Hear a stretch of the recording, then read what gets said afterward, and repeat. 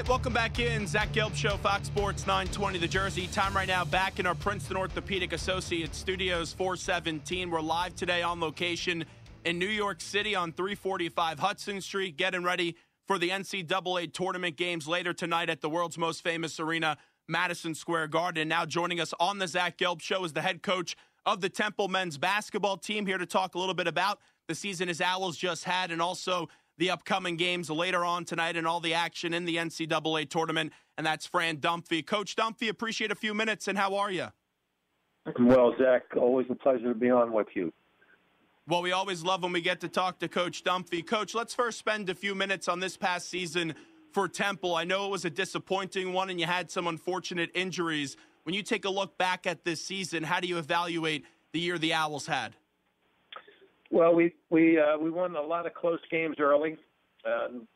We seemed to weather the storm of not having Josh Brown and Trey Lowe, and then I think it came back to haunt us a little bit later on. We just couldn't get over the hump in a number of games, and it certainly made a difference toward the end of the year, where we just lost out on very few points separating the team that we were playing games, and we came up on the short end a couple of times, and it was disappointing for sure. Looking forward to what we have in front of us next year. Hopefully we'll have a very healthy Josh Brown who can lead us, and then we'll have 4 incoming freshmen that we like a lot, and then those guys, the young guys that we had a year older, will certainly help us. I know you mentioned Josh Brown, and we're hopeful that he'll be back on the court next year for Temple. Another player is Trey Lowe, and I understand that he had a horrific injury, and it was a very bad injury for Trey Lowe, and that's been well documented. What's the health status of Trey Lowe as we get ready for next season? Yeah, Trey's getting better every day. He's really working hard at it. His spirits are great. He just needs a little bit more time to see if he can't get back to the player that he was. It's not an easy chore, but he's working so hard at it. He inspires all of us with his work ethic. Now, moving to the positive from last season, you saw some really exceptional play in the backcourt with Rose, Alani Moore, and also Shiz Alston. When you evaluate the season that those trio of players had, what really impressed you with those 3 youngsters? Well, I agree. They played well. They did a good job, and they're different kinds of players, all 3 of them. Shiz had really good assist-to-turnover ratio. He shot the ball well in certain stretches. He's getting better defensively. Alani Moore had some really good games, in particular early, shot it well. He's trying to learn what it's like to play the defensive end at this level. And then Q Rose certainly had a very, very good freshman year, turned a lot of heads as a college freshman, and that's the hope that he will be that much better in his sophomore year and really lead us in so many different ways. So those 3 certainly grew during the course of the year, and looking forward to having them back. We actually started some workouts this past week, and anxious to get again to work with them next week and the week after. So should be interesting to see how they progress. Also, in terms of players that you're going to be adding for next year, I know you had a few guys sign on, and a lot of people are impressed with the recruiting job that you and your staff did. Just tell me a little bit about the guys that will be freshmen next year for Temple. Well, our guy that would remind you most of Josh Brown, and that's Nate Pierre-Louis. He's from Roselle Catholic, so he's a left-hander, of course, about the same size as Josh, and a good athlete, so we're looking forward to him joining our program. Young man by the name of Trey Perry from Baltimore Poly High School, 6'6" and change, basketball player, very good athlete, good changer of speeds, and shooting it well. He's got very good skill level. So we're anxious to get J.P. Mormon from Greensboro Day School, and J.P.'s a hybrid player. He can probably play 2, 3, and 4, which is really very good for us. We need him to be the complete player that I think he can be. And then Justin Hamilton is from Charlotte, and Justin's got a little bigger than everybody else. He's probably 6'9" and long, and has a ton of upside about him. So we're anxious and excited that they will be joining us. They'll all be in the second summer session this year. With the rich tradition that Temple has in basketball, and the fan base expects to be in the NCAA tournament each and every year, and I know that's your expectation level as well. With this group, with some new pieces and some old pieces that we saw from this past season, where's the confidence level that when we're talking this time next year that this group can be an NCAA tournament team for next season? Well, that's certainly the hope. Certainly the hope, Zach. We feel good about where we are and the kinds of kids that we have in our basketball program. We didn't talk much about a young man like Obi, and Obi is developed into a very good jump shooter. He's just trying to work on the other parts of his game, rebounding, defense, making plays, those kinds of things. But Obi turned a lot of heads in particular early and hit a little bit of a rough patch in the middle of the season that hurt us, in all honesty. But he did start to come back a little bit at the end of the year, and he's had a good couple of days of working out most recently, and we're pointing toward him leading us in a lot of different ways. Is it tough for you to be sitting home this time of the year, and do you watch a lot of the NCAA tournament games? How do you approach watching the tourney when you're used to being in it, and this year you're not in it? Yeah, to answer, say yes to all those things you just said. It's hard to be not playing. It really is very difficult. When you're in this tournament, it's an awesome, awesome feeling. It's a great feeling of accomplishment. You feel great for the young men that are on your team. When you're not in, you feel very badly about it. And for the school, you want to do the best you can for our institution. There's some great people here at Temple. Students are excited about when we can get into the tournament and play good basketball, and so we need to think about those things. And the other thing is, I do watch as many games as I can. I'm sort of a junkie. I love watching. I love seeing the emotions and the toughness that those teams that are still in it in particular have, both on the defensive end and on offense, just playing with no fear. Coach Fran Dunphy with us right now on the Zach Gelb Show. I'll be honest with you, I was a little weak last night. That Xavier-Arizona game, it started way too late for me, Coach. I couldn't make it up through the whole thing. Yeah, well, I'm sorry to hear that, Zach, because it was a really, really good basketball game. Two hard-playing teams, and there was a lot of really good plays made. And the kid Trier shot a three late in the game that was basically in the basket, just popped back out again. And Xavier deserves a lot of credit. They worked really hard at it. They had a rough patch in the middle of toward the end of their league season, and but they came back, and now they're in the Final 8 game and with a chance to go to the Final 4. I'm glad that you mentioned the three-point shot at the end of the game, because we saw that 3 times yesterday. Michigan was down 1. They took a 3. It didn't fall. You mentioned the Xavier-Arizona game. Zona was down 2. They shoot a 3. It does not fall. And then in the West Virginia game, I know they were down 3, but they had 30 seconds to play. They took a few threes and couldn't get them to fall. Why do you think we're seeing so many players now late in games when you don't need a 3 start to take threes? Because we've seen a lot of that in this tournament. Yeah, I think that as coaches, we're always saying we got to get the best shot. If we can get an open 3, we will take it. But if you got a chance to get it to the rim and you make it 2 with 12 seconds left, we certainly have plenty of time to foul and then to see if they miss and we can come down and still win the game. Those kind of things. You want to elongate the game as much as you can. Sometimes in the heat of the game, though, it's difficult to do. I thought the guys from West Virginia were trying to get to the rim and trying to get in there and make a play. It didn't happen. And it was interesting in the Michigan-Oregon game. Oregon had some fouls to give, and it looked like they were going to take it, but they still Michigan wound up with a pretty decent look at it to win the game. Just didn't go for that. So I think it's not as easy as it looks being a player out there late in the game and dealing with all the pressure and defensive presence out there. And typically the game is going to be refereed to the defensive end. You're going to have to really foul somebody to get to the line.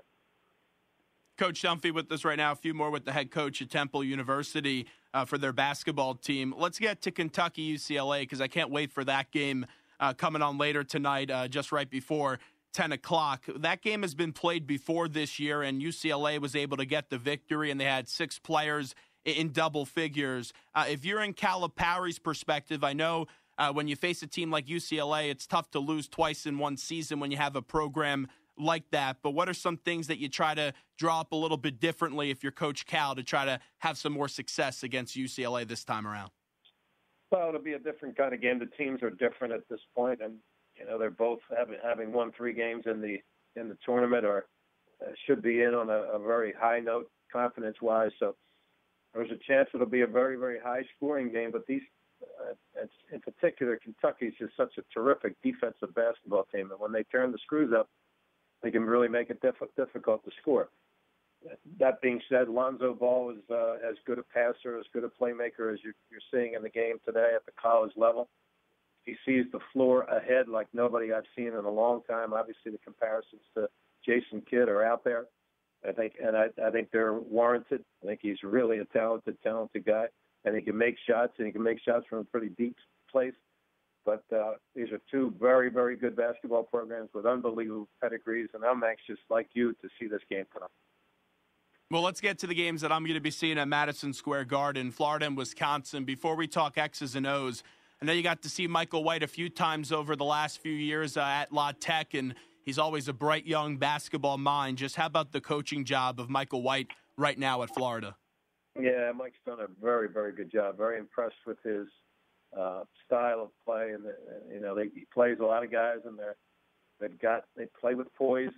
I think they play with the right amount of confidence as well. So it should be a terrific basketball game. And obviously, Wisconsin played a terrific game against Villanova, and in a difficult set of circumstances. Canning was out for 7 or 8 minutes. It seemed like during the course of that second half, and then he came in and just made some unbelievable plays late in the game.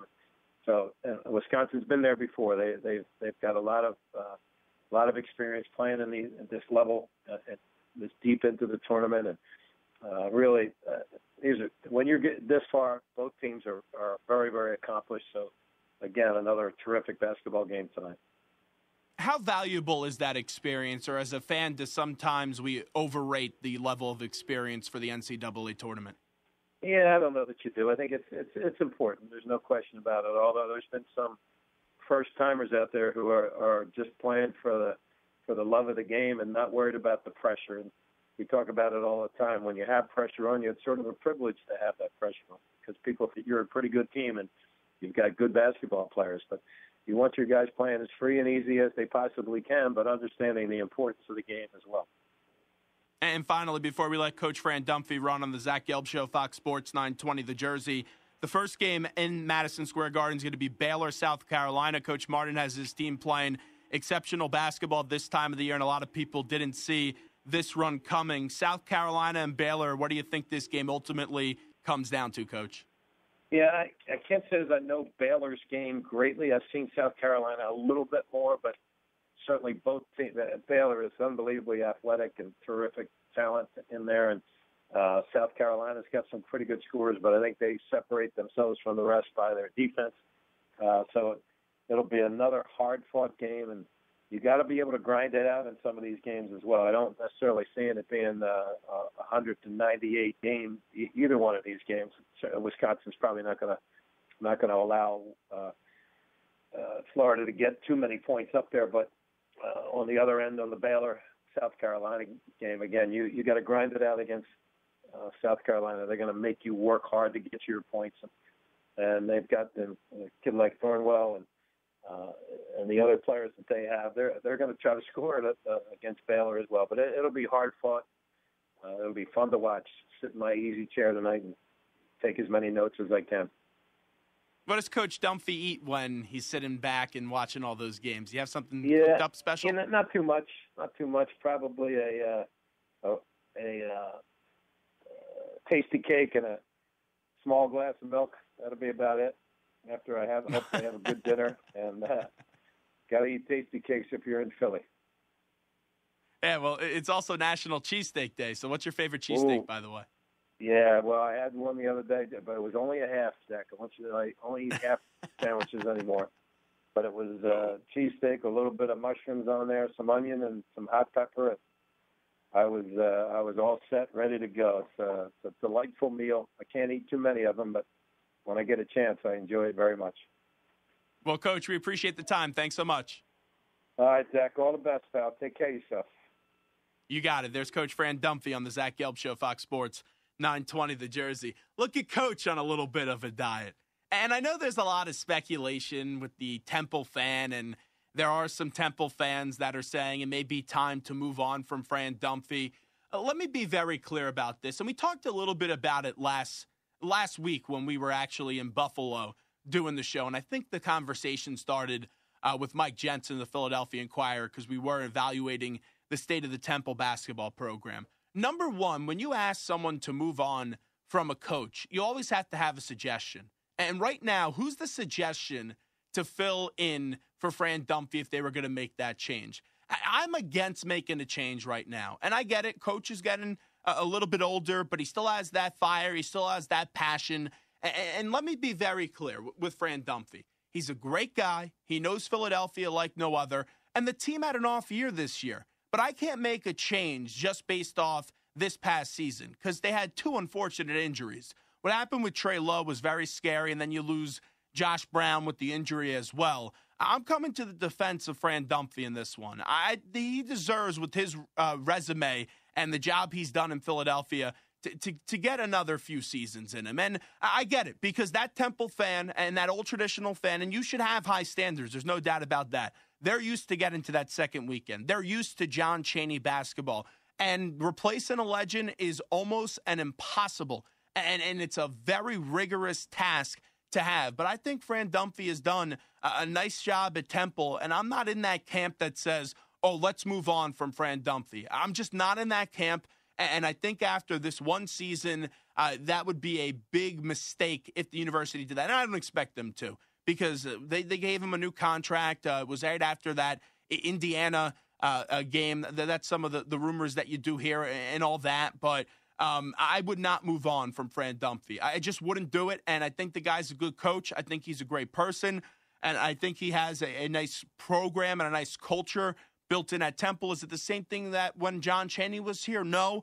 But overall, I just see more positives to keeping Fran Dunphy than negatives. And I know some people, they'll say, oh, well, how about Aaron McKee? And I love Coach Aaron McKee, and I think he could be a good head coach one day. But is he ready yet? That's something I need to see a little bit more from Aaron McKee. But right now, I think Fran Dunphy is the right man for the job in North Philadelphia at the Liacouras Center. And I know it's a conflicting argument. Some people, they're saying yes, and it has conflicting emotions. Yes, keep Coach. Some people say no. Last year, or it was when they lost to Iowa, that was a pretty darn good year. And remember, he won back-to-back American Athletic Conference Coaches of the Year award. So he still has a few more good years of basketball left in him. And I understand the argument, oh, we need some new life, you need a new voice. But to me, I would keep Fran Dunphy at Temple University. I think there's more positives than negatives. And I do fully expect that team next year to be very more competitive and a group that should be in the NCAA tournament, assuming you get Josh Brown back and he's healthy, with the addition of some of the youngsters and what you had this past year. I really like the play of Quentin Rose. He was a phenomenal, one of the few bright spots in this disaster of a season for Temple basketball. Lonnie Moore is a young, tough player, one of those guys that plays with a really sharp chip on his shoulder. And then Shiz Alston, who I was very skeptical of Shiz's play after his freshman year. He did improve significantly in that sophomore year, and you need more consistency out of Obi. Obi was a player that started out the year very strong, and down the stretch was not a very good player for the Owls. But you see what Fran Dunphy says, the confidence level is still high with Obi and Echionyes. He did bring him up, even though we weren't bringing him up during the course of that interview. 609-9199-D200. This is the Zach Gelb Show. That's the number to get on board if you want to talk some hoops, as we are in New York City getting ready for the games at Madison Square Garden tonight, as we'll be having 4 games, 2 in New York. That will be South Carolina and Baylor, and also Wisconsin and Florida. And the other games on the docket this evening, Butler, UNC, and UCLA and Kentucky. We'll give you some predictions later on in the show. Steve Peichel still to join us at 5:15 today right here on the Zach Gelb Show, 920 a.m. in Bucks, Burlington, and Mercer counties, or worldwide on the web at 920thejersey.com. But we'll squeeze in a quick break right now, and when we get back, we got to talk a little bit about a conspiracy theory with the NFL replay, and also Coach Dunphy only may eat a half cheesesteak, but I eat a whole one. We got to get the best cheesesteak places in Philly coming up next, as it is National Cheesesteak Day. More of the Zach Gelb Show as we roll along from New York City right after this.